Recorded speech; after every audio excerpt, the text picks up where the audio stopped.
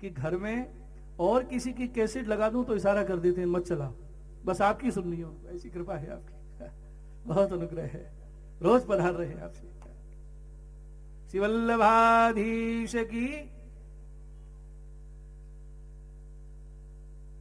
यमक अलंकार।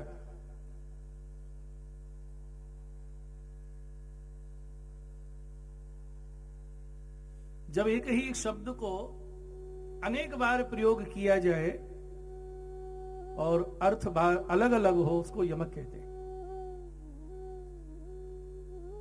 यमक, श्लेष, रूपक, उत्प्रेक्षा, दृष्टांत, बहुत अलंकार।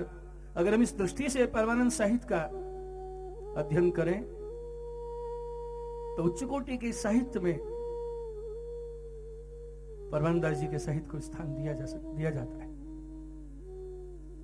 सूर सागर के बाद यदि जगत में कोई सागर है किसी भक्त की वाणी के रूप में, तो श्री परमानंद दास जी का ही साहित्य है। पूज्य महाराज श्री बना रहे हैं, बोलो श्री वल्लभाधीश की।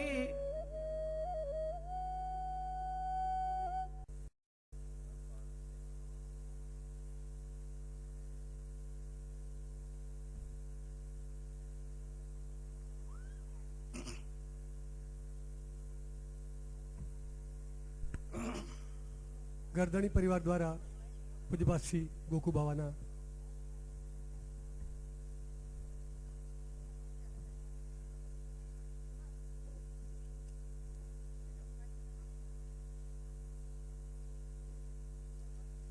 તિલક માલ્યાર્પણ થઈ રહ્યા છે।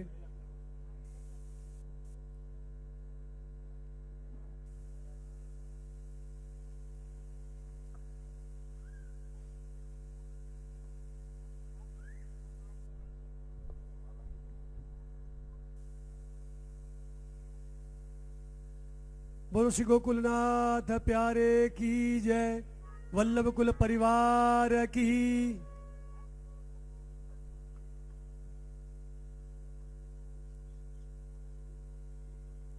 बोल श्री वल्लभाधीश की।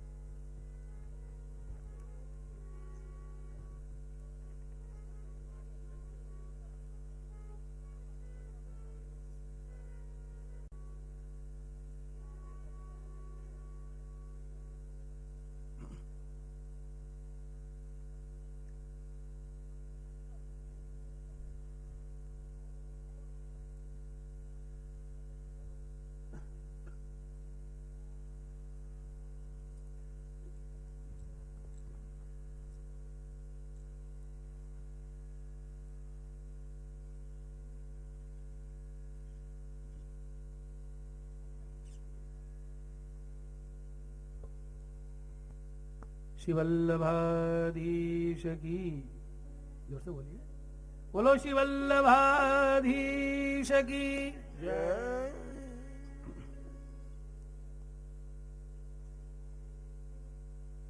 आज देखिए मैं अपने सौभाग्य के लिए क्या शब्द प्रयोग करूं।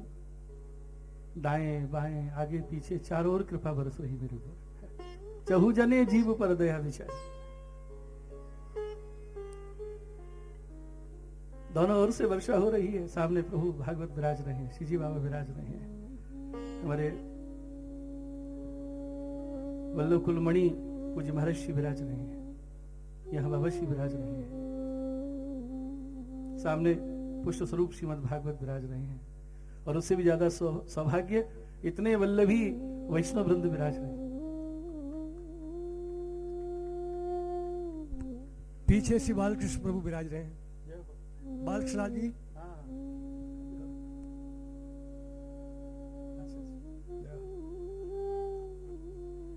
अब डर नहीं है, चारों ओर संभालने वाले हैं, फिसल भी जाएं तो संभाल लेंगे।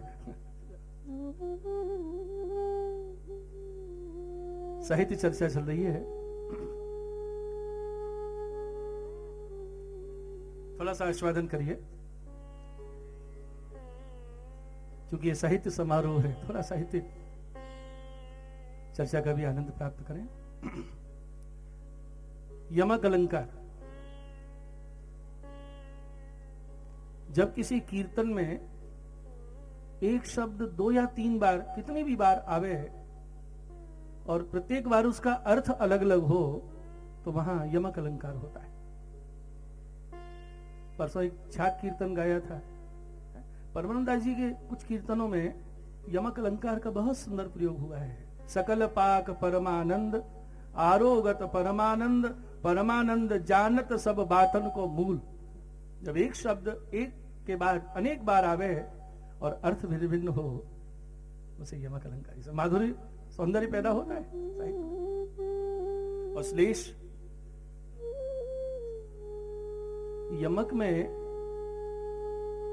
शब्द 2 या 2 से अधिक बार आता है, अर्थ भिन्न भिन्न है, लेकिन श्लेष अलंकार में एक बार ही शब्द का प्रयोग होता है, लेकिन उसके अर्थ अलग अलग हो जाते हैं। जब एक ही शब्द के 1 या 2 अर्थ हो जावे, वहां श्लेष अलंकार होता है। 3 अर्थ हो तो और मधुरता बढ़ जाती।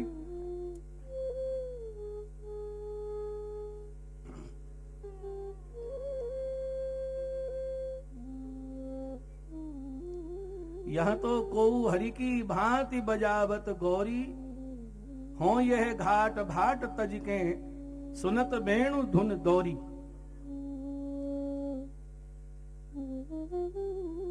यहां तो कोऊ हरि की भांति बजावत गौरी, क्या मतलब? हरि की भांत बजावत गौरी। अब यहां गौरी शब्द के 2 अर्थ हैं।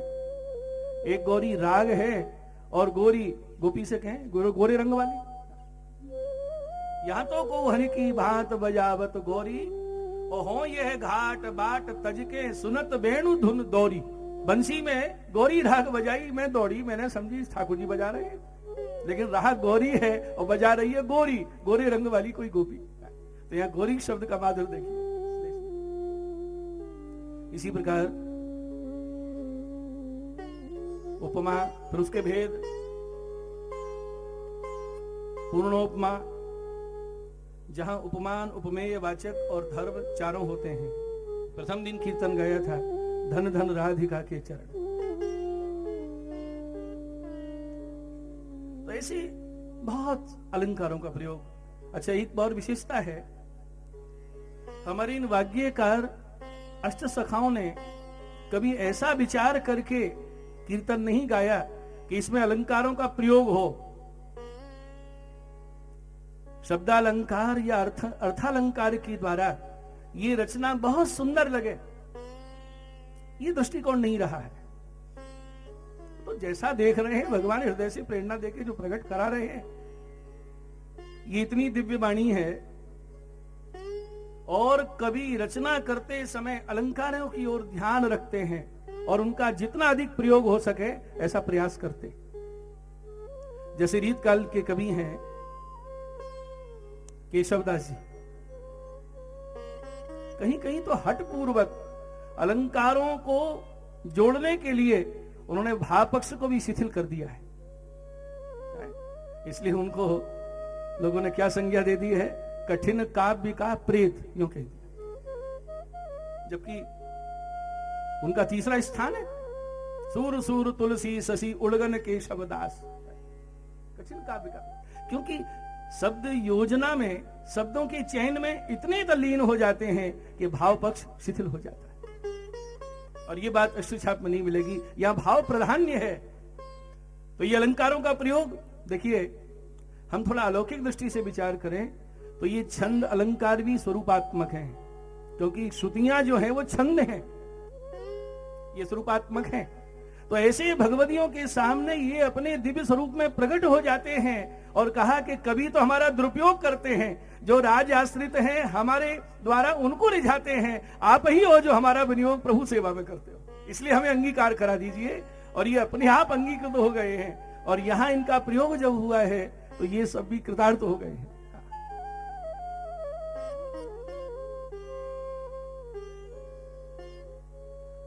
रूपक के उत्प्रेक्षा के बहुत उदाहरण हैं और उनको उपमा तो प्रिय अलंकार है। दृष्टांत, माई मेरो माधो सो मनो मान्यो, अब क्यों भिन्न होए सुन सजनी, मिलो दूध में पानो, दृष्टांत है।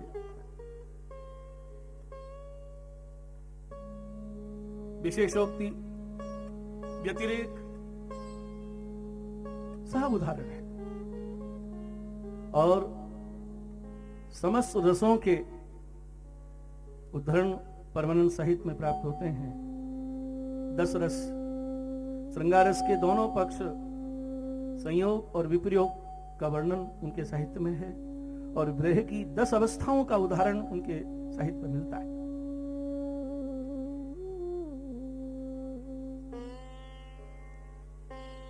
ये गोपियों के विविध भावों को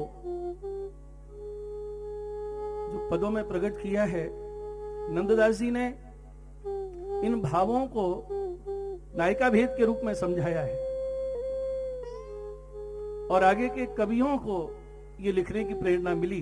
यद्यपि उनका भाव अलौकिक नहीं था, लेकिन इनके प्रेरक यशस्वी ही रहे हैं।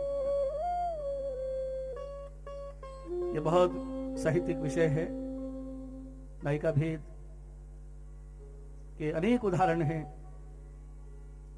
अज्ञात यौवना, ज्ञात यौवना, वचन विदग्धा, क्रिया विदग्धा, भाषक सज्जा, खंडिता, उत्खंडिता, रोषिक पतिका, विप्रलब्धा, अभिसारिका, स्वाधीन पतिका, प्रेम गर्विता, रूप गर्विता, सब मिलते हैं।